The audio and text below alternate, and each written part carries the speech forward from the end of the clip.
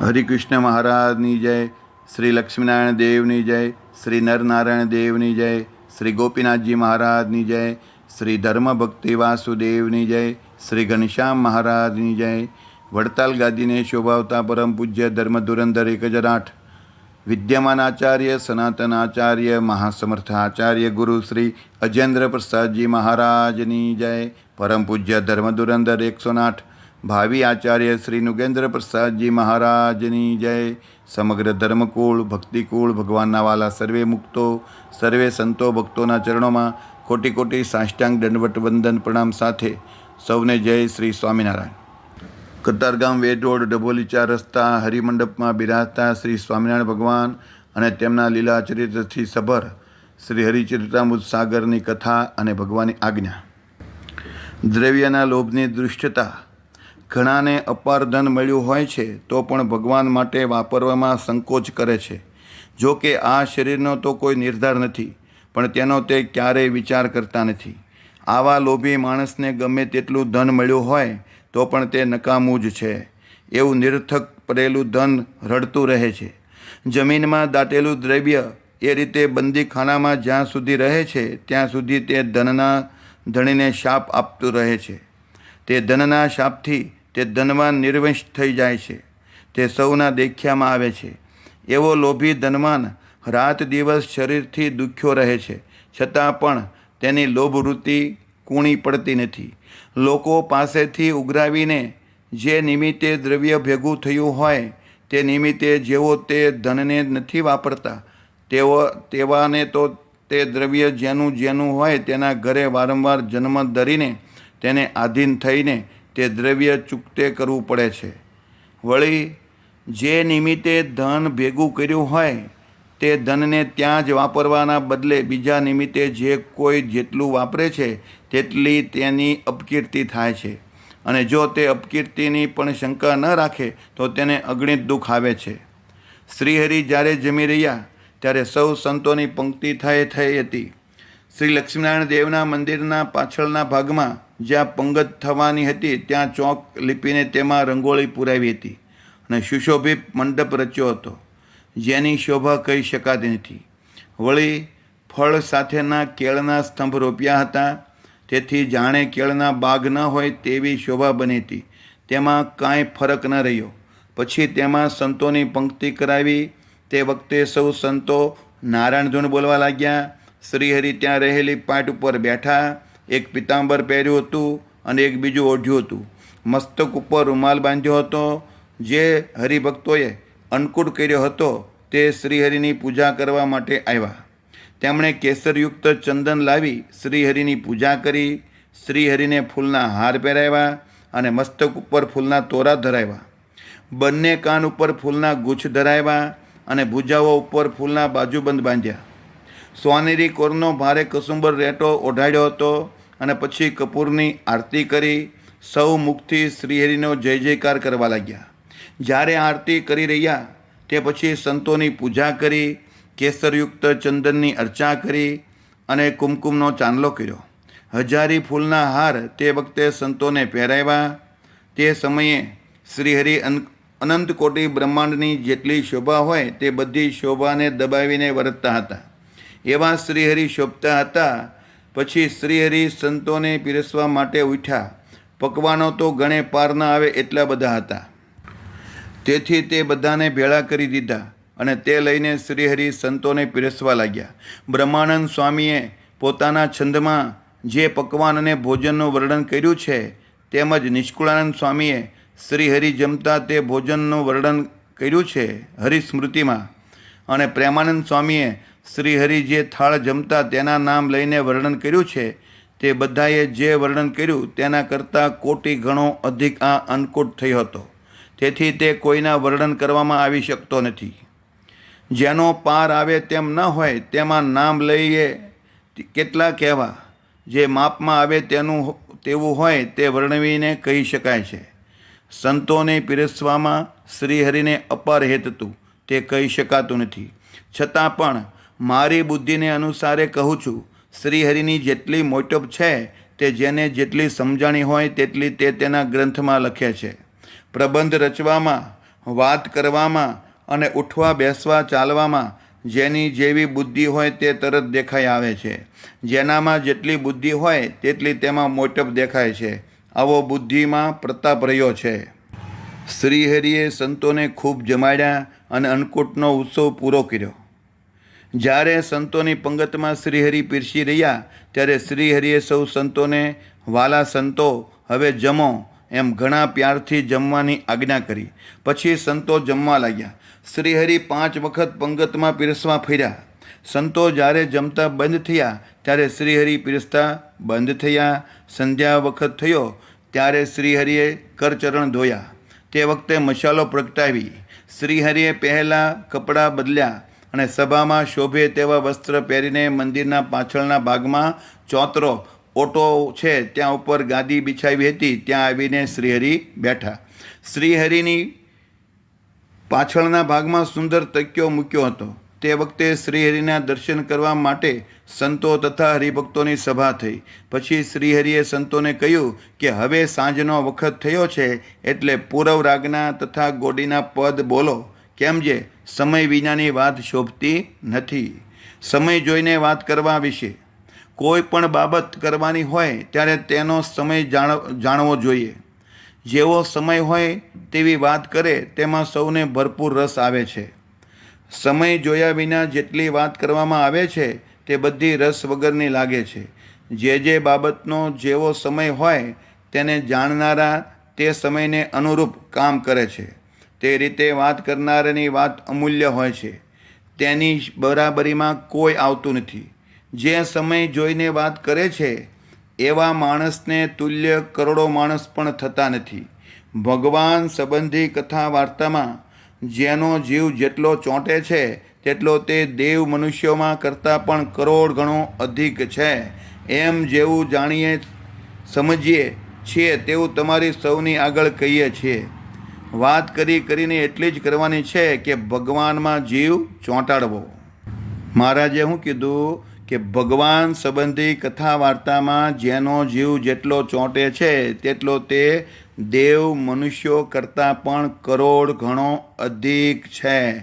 એમ જેવું જાણીએ સમજીએ છીએ તેવું તમારી સૌની આગળ અમે કહીએ છીએ.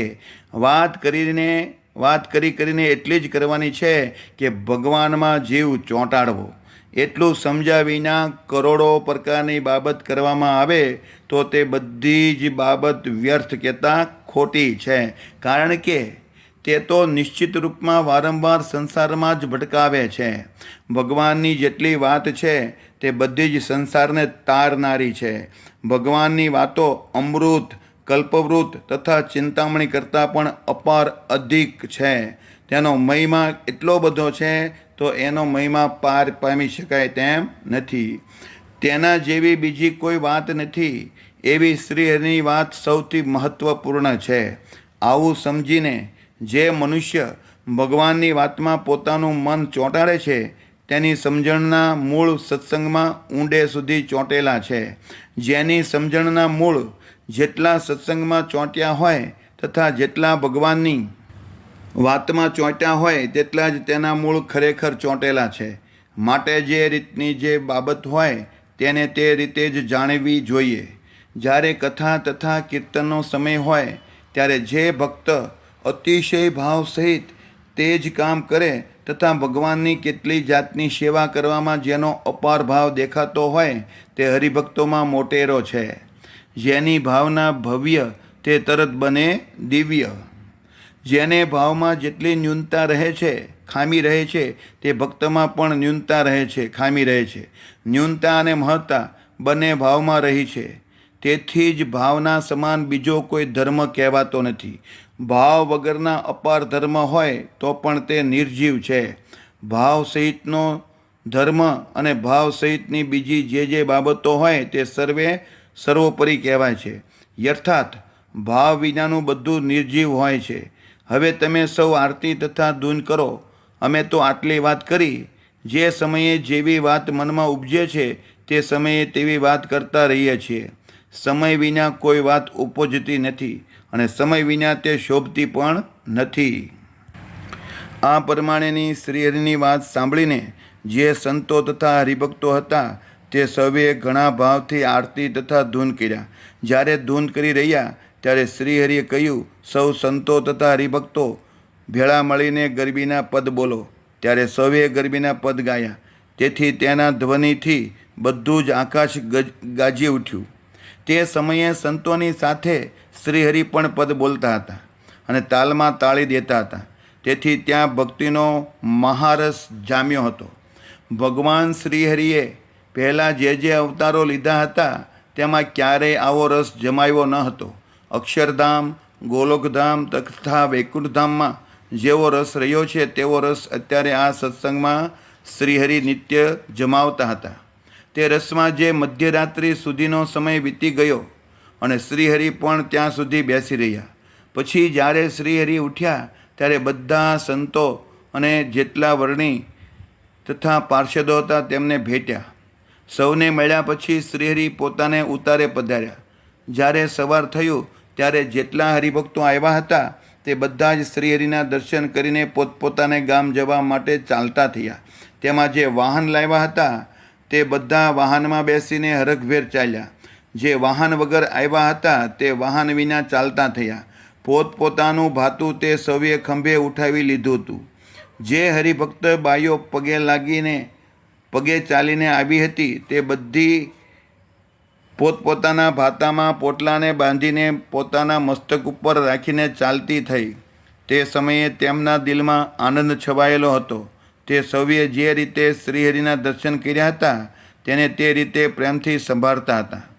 જે વીતેલા 3 વર્ષથી વડતાલમાં શ્રી લક્ષ્મીનારાયણ દેવનું મંદિર બનાવવાનો આરંભ કર્યો હતો ત્યારથી શ્રીહરિ વડતાલમાં જ્યારે ઉત્સવ કરતા ત્યારે રોજ સવાર અને સાંજે સંતોને તથા હરિભક્ત નરનારીઓને પ્રેમથી કહેતા હતા કે સૌએ 5 વખત ઈંટો મંદિર માટે લાવી. હવે અમે ફરીવાર કહેશું નહીં. હા, જે પોતે કામ ન કરી શકે તેવા હોય તેને અમે કહેતા નથી. અમે પણ રોજ ઈંટો લાવશું. આ સેવા તો બ્રહ્મા જેવાને પણ દુર્લભ છે. માટે સૌએ આ દુર્લભ સેવા જરૂર કરવી. શ્રીહરિએ સંતોને દેશ દેશમાં કથા વાર્તા કીર્તન કરવાની ભલામણ કરી. શ્રીહરિએ આગળ જેમ કહ્યું હતું તેમ સૌ સંતો તથા ભાઈ બધા જ હરિભક્તો મંદિરની સેવા કરતા હતા. ગમે તેવા મોટા રાજા હોય કે અન્ય ચાહે તેવા લોકો હોય તેમને પણ સેવા કરવામાં અધિક ને અધિક ભાવ થાય તેમ શ્રીહરિ વાત કહેતા હતા. જો વાત કહેતા આવડે તો તેમાં બહુ ચમત્કાર રહ્યો હોય છે. વાતે કરીને જ આ સત્સંગ ભૂમિ ઉપર સર્વોપરી થયો છે. સત્સંગ સમાન બીજું કોઈ નથી. જેટલી સરસ અને નિર્દોષ બાબતો છે તે બધી સત્સંગમાં રહી છે. સત્સંગ સિવાયના જે બીજા છે તેમાં તો સર્વે દોષયુક્ત બાબતો નિવાસ કરીને રહે છે. છતાં તેમના મનમાં તેનો ક્યારેય ત્રાસ થતો નથી. જેને પોતાના દોષોનો બિલકુલ ત્રાસ હોતો નથી તેનું જ નામ કુસંગ કહેવાય છે. તે કુસંગ સત્સંગ કર્યા વિના ક્યારેય યથાર્થ પૂરેપૂરો દેખાતો નથી અને નાશ પામતો પણ નથી. સત્સંગ તો સૂર્યના સમાન ઉજ્જવળ છે. તેથી સત્સંગ સમાન બીજું કાંઈ નથી. જ્યાં સુધી મનુષ્યને સત્સંગ સમાન બીજું પણ કાંઈક લાગે છે અને જ્યાં સુધી સત્સંગ રૂચતો નથી, ગમતો નથી, ત્યાં સુધી તે મોહરૂપી અંધારી રાતમાં પડ્યો રહ્યો છે. પછી જ્યારે તેને સત્સંગમાં રુચિ થાય છે ત્યારે તેને સંસારનું ભટકણ છૂટી જાય છે. આ જીવને સંસારનું ભટકણ સત્સંગ કર્યા સિવાય કરોડો કલ્પ વીતી જાય તો પણ છૂટે તેમ નથી. ધર્મ, ભક્તિ, વૈરાગ્ય તથા જ્ઞાન તેમજ અન્ય જેટલા સત્સંગમાં શુભ સાધનો રહ્યા છે તે સત્સંગનું શરીર છે. વળી તે ધર્મ જ્ઞાનાદિક સાધનોને જ સત્સંગના ખરા આભૂષણ, વસ્ત્ર અને સમૃદ્ધિ કહ્યા છે. અને જે ભગવાનની મૂર્તિ છે તે તો સત્સંગનો આત્મા પ્રાણ છે. આ રીતે જ્યારે સત્સંગને જાણે છે ત્યારે તે પૂરો સત્સંગી કહેવાય છે. જેને જિંદગીભર આ સમજણનો નાશ ન થાય, અર્થાત ક્યારેય સમજણ ફરે નહીં, ત્યારે તેનો ઉદ્ધાર થાય છે. પરંતુ જો આગળ કહ્યું તેવી સમજણ ફરી જાય તો તે વિમુખમાં ગણાય છે. સત્સંગના વર્તનને કરીને જ મનુષ્ય સત્સંગી કહેવાય છે. જ્યારે માણસનું તે વર્તન ફરી જાય છે ત્યારે તે વિમુખમાં ખપે છે. જ્યાં સુધી જીવ શરીરમાં રહે છે ત્યાં સુધી સૌ લોકો તે શરીરમાં પ્રેમ કરતા રહે છે. એ જ રીતે જેટલા શુભ ગુણો છે તે બધા જ જીવરૂપ છે. તે શુભ ગુણવાળો માણસ જ્યાં જાય છે ત્યાં ત્યાં તે ગુણ તેનું સન્માન કરાવે છે. જે લોકો નીતિનો ત્યાગ કરે છે તે બ્રહ્મા જેવા મોટા હોય તો પણ તે અબજશને પામે છે. માટે નીતિ સમાન બીજું કોઈ ઊંચું વર્તન કહેવાતું નથી. મનુષ્ય નીતિ રાખીને જેટલું વર્તે છે તેટલો તેનો યશ વધે છે. માટે જેટલો યશ કહેવાય છે તે બધો જ નીતિમાં રહ્યો છે. તેમજ જેટલો અબજશ છે તે બધો અનીતિમાં રહ્યો છે. તેથી જેને યશનો ખપ હોય છે તે નીતિને ગ્રહણ કરે છે. જેને યશનો ખપ ન હોય તેને જ અનીતિ રૂચે છે, કહેતા ગમે છે. જેટલો અબજશ છે તે બધો અનીતિનો જ કહેવાય છે. જીવ નીકળી ગયા પછીનું શરીર જેવું શોભે તેવો અનીતિમાં રૂચિવાળો માણસ શોભે છે. ગમે તેવા મોટા અધિકારને પામ્યો હોય તો પણ અનીતિવાળાને કાંઈ વખાણતું નથી. મોટા અધિકારને પામ્યા પછી જેટલા લોકો તે નીતિનો ત્યાગ કરી દે છે છતાં તે અનીતિવાળા અધિકારીને જે લોકો માને છે તે પણ નીતિ વગરના હોય છે. રૂચિ ઉપરથી જે માણસ જેવો હોય તે દેખાઈ આવે છે. સંવત 1882ના કારતક સુધી બીજની તિથિએ દીનદયાળુ પ્રભુ શ્રીહરિ વડતાલમાં મંદિરની પાછળના ભાગમાં સવારના પહોરમાં આવીને બેઠા હતા. તે વખતે અંગ ઉપર શ્વેત વસ્ત્ર ધારણ કર્યા હતા. જેટલા સંતો તથા હરિભક્તો હતા તે બધા જ સભા કરીને બેઠા અને અતિ ભાવથી સૌએ શ્રીહરિના દર્શન કર્યા. માટે ભક્તો, મહારાજને નીતિ બહુ ગમે છે તો અનીતિ ક્યારે કરવી નહીં, નીતિ ઉપર જ ચાલવું. જય સ્વામિનારાયણ.